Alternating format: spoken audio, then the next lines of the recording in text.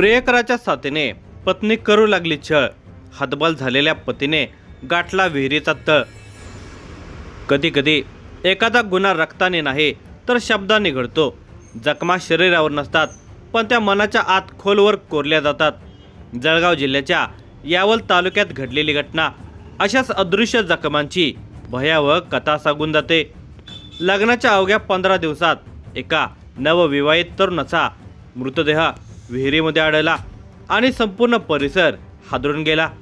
ज्या घरामध्ये 15 दिवसांपूर्वी सनईचे सूर ऐकू येत होते त्याच घरामध्ये आक्रोश ऐकायला मिळाला।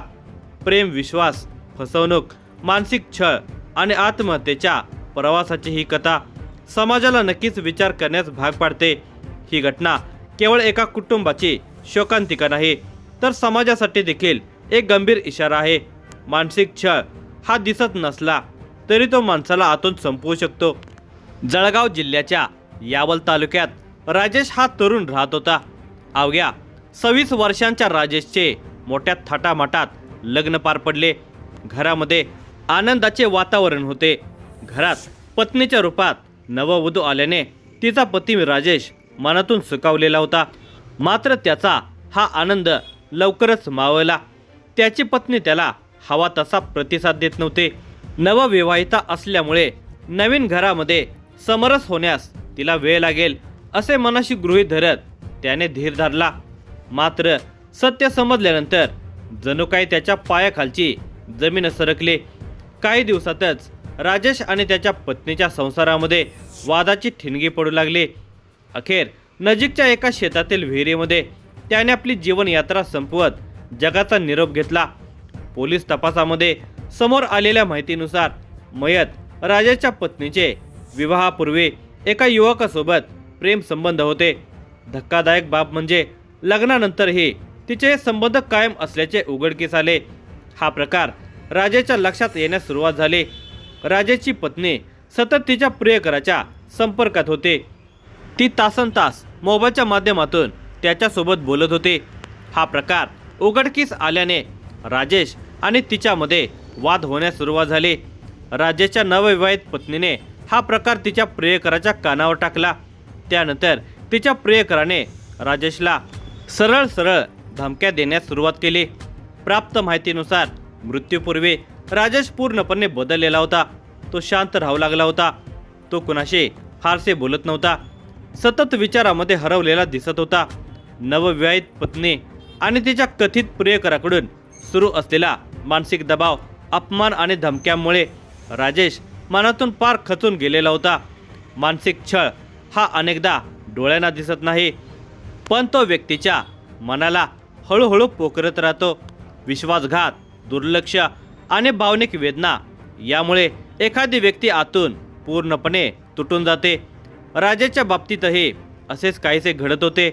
राजेशने घरामध्ये एक चिठ्ठी लिहून सरळ विहिरीमध्ये उडी मारत आपली जीवनयात्रा संपवून टाकली। गावानजीकच्या शेतातील विहिरीमध्ये राजेशचा मृतदेह आढळून आला। ही बातमी गावभर वाऱ्यासारखी पसरली आणि एकच खळबळ उडाली। घटनास्थळी नागरिकांनी मोठी गर्दी केली। त्याच्या परिवाराचा आक्रोश जीव हेलावणारा होता। घटनेची माहिती मिळताच यावल पोलिसांनी घटनास्थळी धाव घेतली। त्यानंतर पुढील कारवाईला वेग देण्यात आला। प्राथमिकदृष्ट्या आत्महत्येचा संशय व्यक्त करण्यात आला। मात्र तपास जसा पुढे सरकत गेला तसतसे या मृत्यूमागील धक्कादायक पैलू समोर येऊ लागले। तपासादरम्यान मृत्यूपूर्वी राजेशने लिहून ठेवलेली एक चिठ्ठी त्याच्या घरामध्ये सापडली। त्यात त्याने आपल्या आत्महत्येचे कारण लिहून ठेवल्याचे सांगण्यात येते। त्या चिठ्ठीमध्ये त्याने त्याची पत्नी आणि तिच्या प्रियकराकडून होत असलेल्या मानसिक त्रासाचा उल्लेख असल्याचे सांगितले जात आहे। ही चिठ्ठी पोलिसांच्यासाठी महत्त्वाचा पुरावा मानला जात असून तपासाला नवे वळण मिळाले आहे। यावल पोलिसांनी मयत राजेश, त्याची पत्नी आणि तिचा कथित प्रियकर अशा सर्वांचे मोबाईल कॉल डिटेल्स, चॅट्स आणि इतर तांत्रिक पुरावे संकलित करण्यास सुरुवात केली। राजेश हा मानसिकदृष्ट्या कोणत्या अवस्थेत होता याचाही तपास सुरू असल्याचे समजते। मयत राजेशच्या बहिणीने दिलेल्या फिर्यादीनुसार राजेशची पत्नी आणि तिचा प्रियकर हा दोघांच्या विरुद्ध आत्महत्येस प्रवृत्त केल्याप्रकरणी यावल पोलीस स्टेशनला गुन्हा दाखल करण्यात आला। मुख्य संशयित आरोपी असलेल्या प्रियकरास अटक करण्यात आली आहे। न्यायालयाने सुरुवातीला त्यास 3 दिवसांची पोलीस कोठडी सुनावली। या प्रकरणाचा पुढील तपास सुरू असून आणखी धक्कादायक माहिती समोर येण्याची शक्यता व्यक्त करण्यात येत आहे। आजच्या आधुनिक युगामध्ये नात्यामध्ये संवाद कमी होत असल्याचे दिसून येते, तसेच भावनिक अस्थिरता वाढताना देखील दिसत आहे। प्रेम, विश्वास आणि प्रामाणिकपणावर उभे असलेले नाते जेव्हा फसवणूक आणि मानसिक छळाच्या भोवऱ्यामध्ये अडकते, तेव्हा त्याचा शेवट किती भयानक होऊ शकतो त्याचे हे उदाहरण मानले जात आहे। मानसिक छळ हा देखील हिंसाच आहे। फरक इतकाच की त्याच्या जखमा बाहेर दिसत नाहीत। आपल्या आसपास कोणी सतत तणावामध्ये शांत किंवा एकटं राहत असेल तर त्याच्याशी संवाद साधा। कदाचित तुमचा एक आधाराचा शब्द एखाद्याचे आयुष्य वाचवू शकतो। 15 दिवसांपूर्वी सुरू झालेला संसार इतक्या लवकर मृत्यूच्या विहिरीमध्ये का संपला?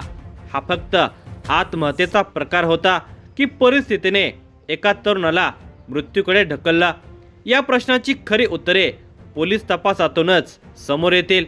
मात्र या घटनेने समाजाला एक कठोर वास्तव पुन्हा दाखवून दिला आहे।